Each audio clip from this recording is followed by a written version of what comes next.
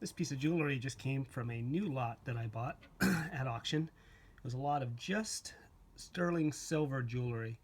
I paid $110 for it, so it was a fairly large box. I mean, just in the scrap value alone, if you were to melt it down, it would be worth more than that. And there was lots of great pieces in there, so I ended up buying that lot a couple weeks ago, and this is the only piece I've put up online so far. But it's just a neat bracelet, almost a Navajo-like design, and it's got these little moonstones, and then this looks either brass or copper little rounds going on there. And this one's marked 925 for sterling. I don't know if I can get that to focus. But this sold. I had it up for $32.95, and it sold for full price. This is a really great Victorian era leather hat box. You'd use this, I guess, if you were traveling. It's got all these great stickers for different railroad companies. This one says Oriental Steam Navigation Company. And it's got this great brass lock on this side with these embossed flower motif going around it. The lock, unfortunately, doesn't have a key. The inside is lined with kind of nice red paper. It's got a little tie down in there. And this sold to a movie prop company or a movie studio. They contacted me telling me that they would basically pay my full price, pay for my shipping cost, and then give me their FedEx account so I could overnight it to them. And I said, sure, no problem, glad to accommodate it. And so today's Saturday morning. I normally don't ship on Saturday, but I am going to pack this up and then drop it off at the FedEx for them, so it's on its way. Nice sale. I paid $70 for this at auction, which is a bit more than I wanted to, and I thought it was a cool piece. It was one of those nights where I wasn't getting much stuff at the auction because everything was getting bid too high, and I probably stayed in a bit too longer on this piece and got it for a high price. But it all worked out in the end. I sold it for $225, plus they gave me another about over $50 in shipping. So all told, made over 200 bucks on it. There's 3 more letterpress copper on wood print blocks. This one's of a screw or an eyelet. And this one is of a set of keys. I think this one says Yale on it. And this is a lock that also says Yale. And I put these up I just listed them as hardware, advertising, Yale lock, print blocks. And got one guy who collected Yale stuff, and he just wanted this piece. And he was offering me $12. I had the whole thing up for, what was it? $24.95. And I said I wasn't going to break it up. I wanted to sell it all as a set. So he kept bugging me for about a week saying, oh, it's still listed. No one's bought it. Why don't you sell it to me? And I was like, just leave me alone. I knew it would sell eventually at the price I was asking.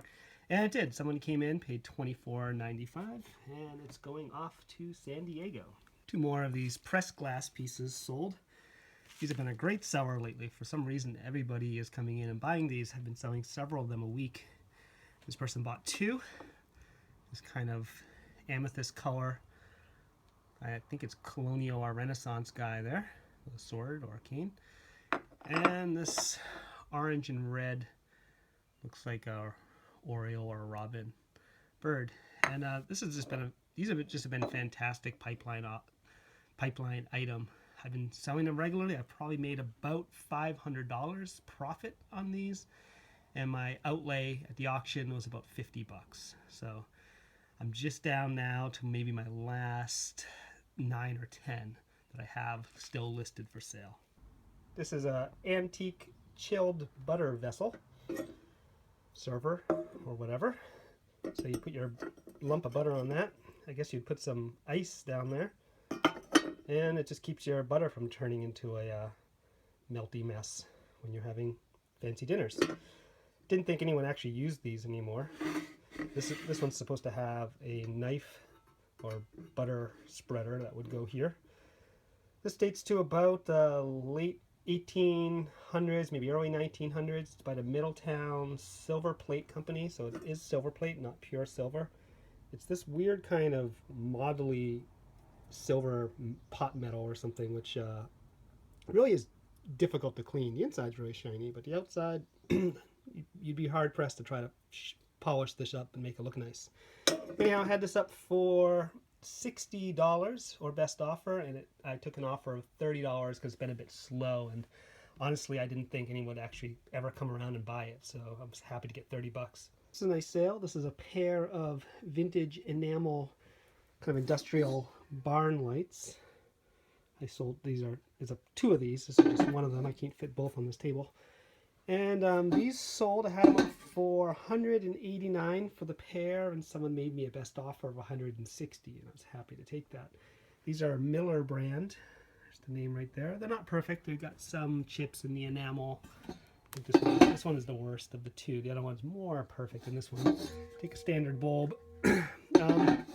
These I picked up at an auction, just a floor auction. I actually had to leave a bid, so I didn't hang around. I might have been able to get them cheaper, but I paid I paid $70, and I got these, and I got several other enamel lamps that haven't sold yet, and some other hanging lamps. I got about enough things for about 4 or 5 different auctions. And so this one sale here basically gets me my money back and makes me some profit. So it's a pretty good sale. This is a small beer stein, ceramic, vintage. It says Western Germany on the bottom there. And these I got in an auction lot. I got a handful of steins. I was after a bunch of nicer ceramic and china pieces. These were just kind of extra. I threw them up. They're not very exciting. They don't sell for much. They're very slow to sell. This is actually the first one that sold out of the lot. This one sold for $12.95. This little jade sphinx. Might have priced it too low. I put it up for $19.95, and it sold pretty much right away to someone in Australia. Got 5 views, and then it was gone. So possibly it's worth more. I don't know. I did a little research, and I really didn't seem like carved jade things like this really fetch too much.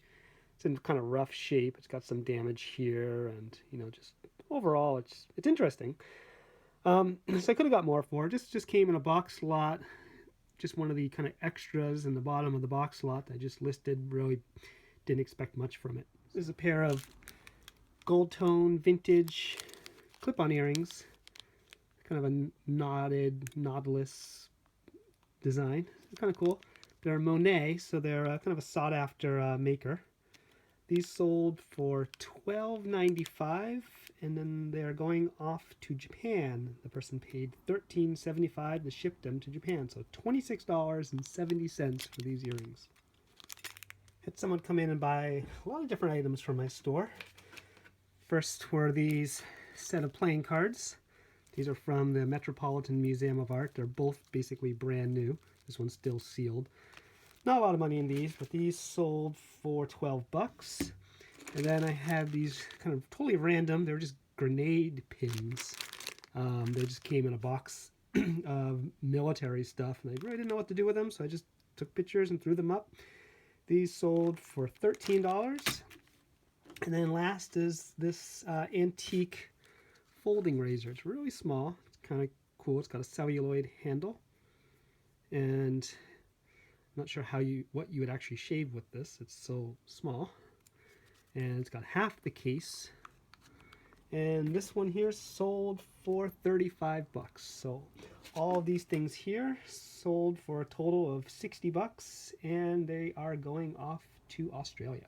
This is a pair of antique reading glasses. And the best I could tell, these seem to actually be solid around 9 or 10 karat gold. I did an acid test, and they seem to test out okay, so I listed them as such. I often come across glasses like these that are just gold filled, but these seem just different in some way. They got real glass lenses. These are actually reading magnification. There's no scratches on them whatsoever. The only real mark that was on them is a 9 on one of the arms here. So I'm guessing that might be 9 carat. I'm not sure. But I list them as such. They came with this kind of cool original case, and I listed them for $169, which I knew was asking a lot for it, and didn't really get much action. And I finally just took a best offer of $70 on these. This is a vintage copper tea kettle. I think these were kind of a special offer from Lipton or one of the tea companies. If you had sent in some UPCs and shipping, they would send it to you.